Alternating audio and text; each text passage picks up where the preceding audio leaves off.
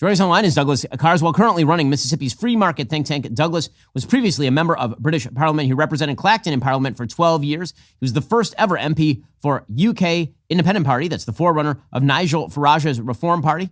His district is the place where Nigel Farage is now seeking election. Douglas, thanks so much for joining the show. Really appreciate it. Thanks for having me on.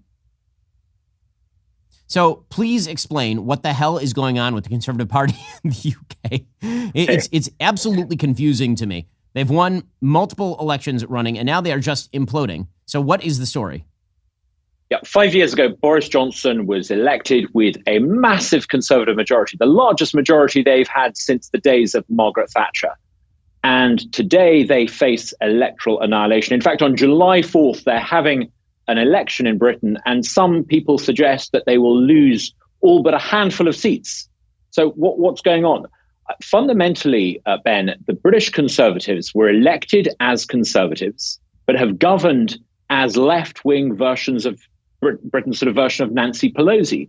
They've got all the big decisions wrong. They've governed as Social Democrats, as socialists, and they're now facing a reckoning. And Nigel Farage, who is, you might say, more conservative than the official British Conservative Party, is once again coming along and pointing out to the electorate that Britain's Conservatives just aren't properly conservative.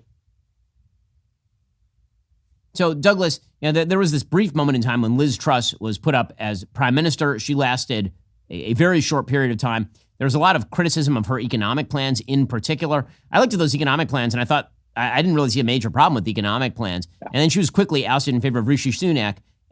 Can we go through some of the policies that the Conservative Party in the UK has moved left on? Because it seems like, as you say, everything from the environment to immigration to even engagement with the EU, they seem to have moved left on here.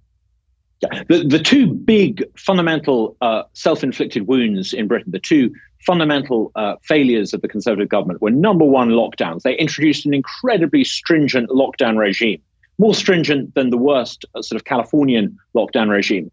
And that, in effect, bankrupted the British economy. It meant that people were put under, in effect, house arrest for a couple of years and paid to sit at home and do nothing. And unsurprisingly, the country is now badly in debt and growth has slowed.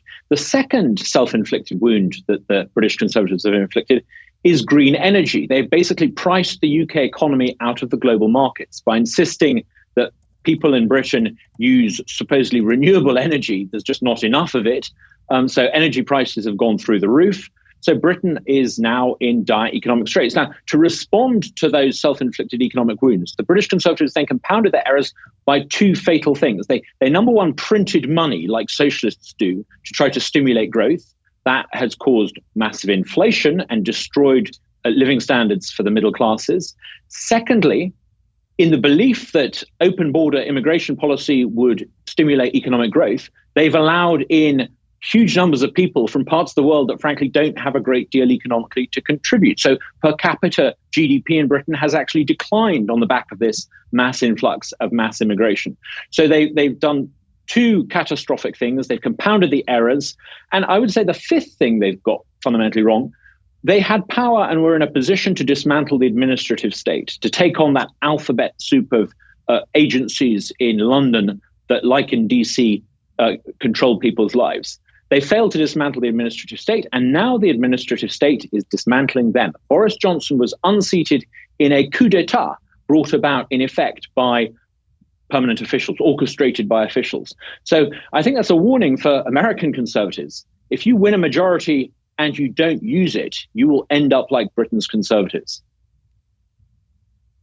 So, Douglas, well, the predictable result of the collapse of the Conservative Party and the kind of unpredictable rise again of Nigel Farage is masking the reality, which is that the likely prime minister is going to be Keir Starmer of the Labour Party. The Labour Party was basically written off for dead during the Jeremy Corbyn days, as well as it should have been.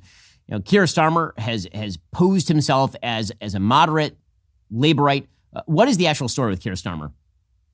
He's a socialist. He's an ardent socialist. He served under Jeremy Corbyn. He basically subscribes to Jeremy Corbyn's worldview. He's likely to have a massive majority in Parliament, despite having fewer votes than Jeremy Corbyn secured when Jeremy Corbyn ran, because the Conservative bloc is split.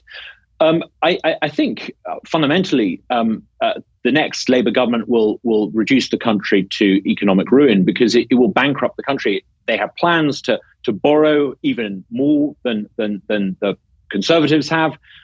They will double down on the failure of green energy. They will double down on the policy of open border immigration. They will, I think, not change anything significantly and make matters significantly worse. But I think for Conservatives, there's a lesson here. Why is it that we're being beaten by socialists with unpopular agendas? It's because we as Conservatives in office often end up accepting the terms of debate put to us by socialists, and we govern as socialist light. And ultimately, we end up allowing the Overton window to be moved to the left. And the British Conservatives are a classic example of how Conservatives must not do things. That's Douglas Carswell. Go check out his work at Mississippi's Free Market Think Tank. And of course, we really appreciate your insight, Douglas. Thanks so much. Thanks so much, Ben.